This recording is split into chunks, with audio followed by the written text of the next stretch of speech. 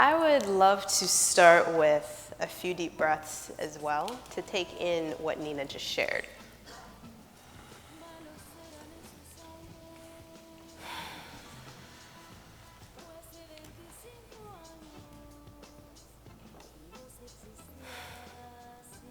She shared of herself, and that's worthy of a pause.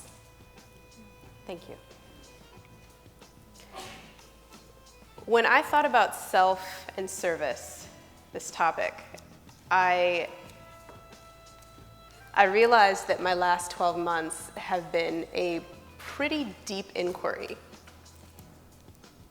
into self and service. So I wanted to share a bit about that journey. I grew up in Los Angeles in the late 80s, early 90s. And for anyone who knows Los Angeles in the late 80s, early 90s, as an African American, it was devastating. And my parents did a lot to shield me from the devastation, but their work was in the foster system. So I grew up with 7 older foster brothers and watched them go through what you go through as a black and a brown man in the gang wars in Los Angeles. So more than anything, I observed my mother as a black woman being in service and the stress-related anxiety disorders that she had, watching her people collapse and the caving in on herself that she went through, being a wife and a mother and a woman at the same time in those circumstances. So my journey over the last year has been recognizing these patterns, because I am now of the age that she was when she had me. And she had a crossroads at that period of her life, and I hit the same crossroads. My service over the last 6 years has been as an executive director of nonprofit organizations in the social justice, social change arena. I had a story for the 4 years that I was at People's Grocery that I was always tired. You asked me how I was doing, as a rule, I was tired. I hated my board chair for a long time. I never felt like I had enough money. I was angry with white people for sucking all the resources. I was upset with my husband for just being himself. I was fighting. I was fighting a lot.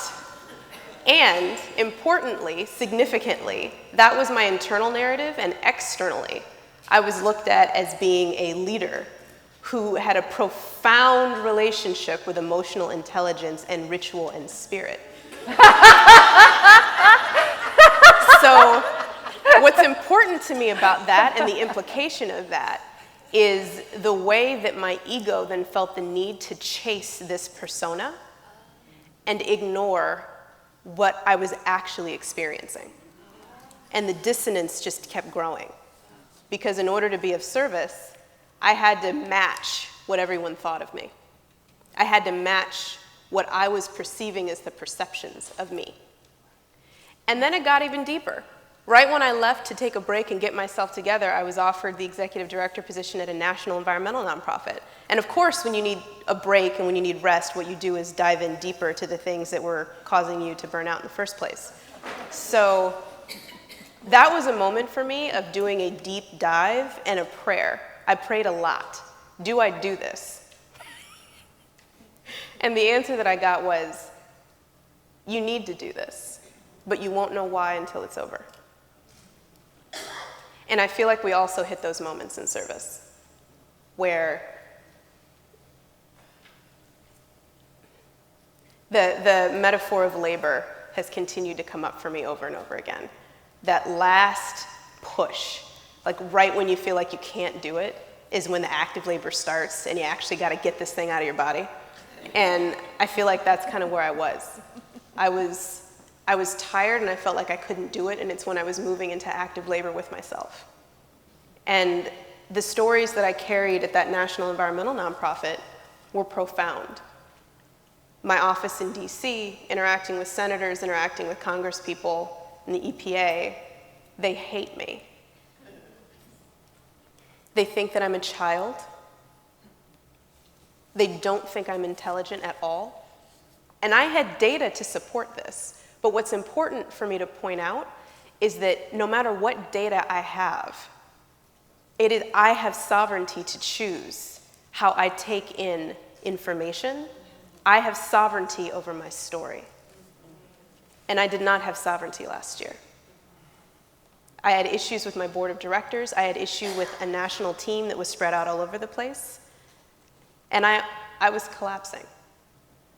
I was having health issues. I was having fertility issues, when the one thing I knew I wanted to do with my life was being a mother. I thought it was impossible to be of service without collapsing. And a story that I had hitting me from every direction was, as an African American woman, you have privilege.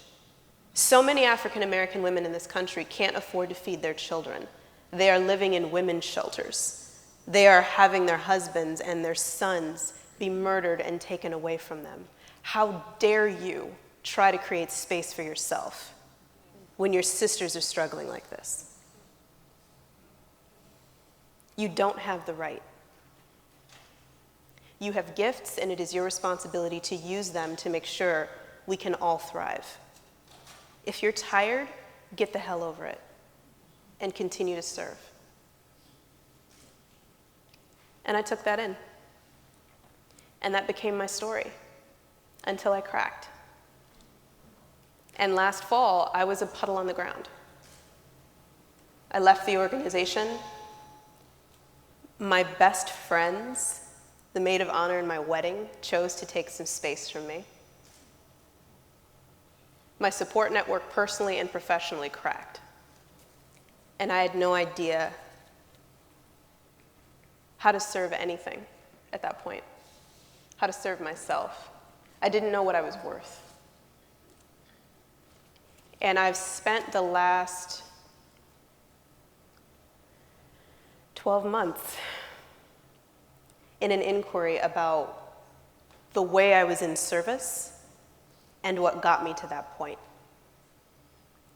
And I experimented this year with putting myself and my health and my family first, and then serving from a place of overflow and abundance.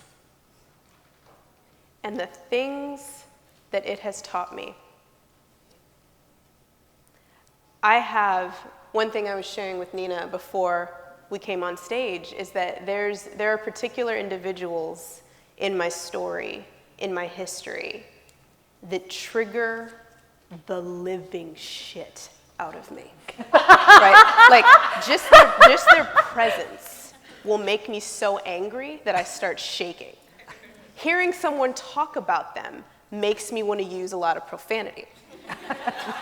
And part of the journey of this year in terms of being in service is that that's actually the social change community. If we take the beautiful lipstick on a pig top off of the social change community, we talk mad crap about each other. We tear our leaders to friggin' shreds whenever we perceive that they make a mistake. We are silently and privately gleeful when they fall because they got what they deserved. There are parts of us that are awful to one another, just awful. And I needed to own that for myself. I needed to own the parts of me that were awful to myself and to other people. And to see that the reason those individuals make me so angry, I get angry in their presence because of the mirror that they reflect back to me.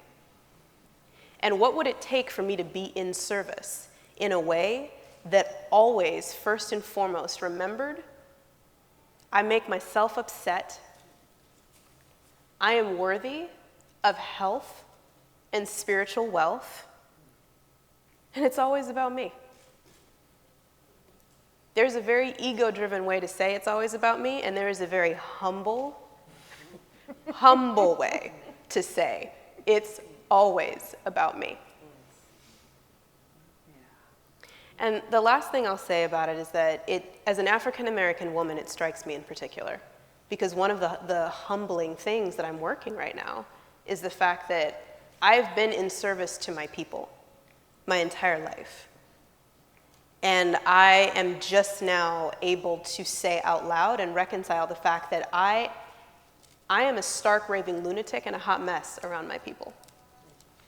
I get so subjective that I can't have any sovereignty or safety whatsoever. I take in their narratives as mine. I've not been able to have a healthy relationship with an African American woman yet.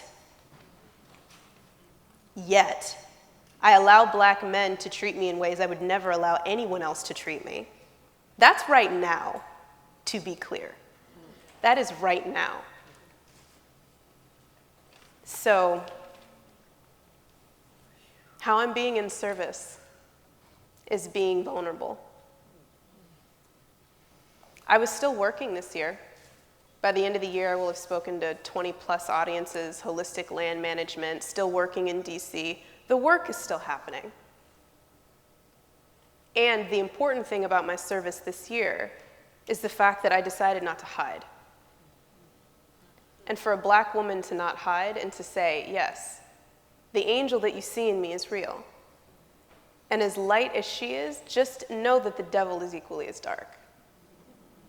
I am both of those things, and I'm proud of both of those things. Because I'm alive, I'm here, I made it. The breeding pairs that had to survive utter fucking chaos for me to be here made it. And I am proud of them. And I am proud of all of the gifts that they gave me,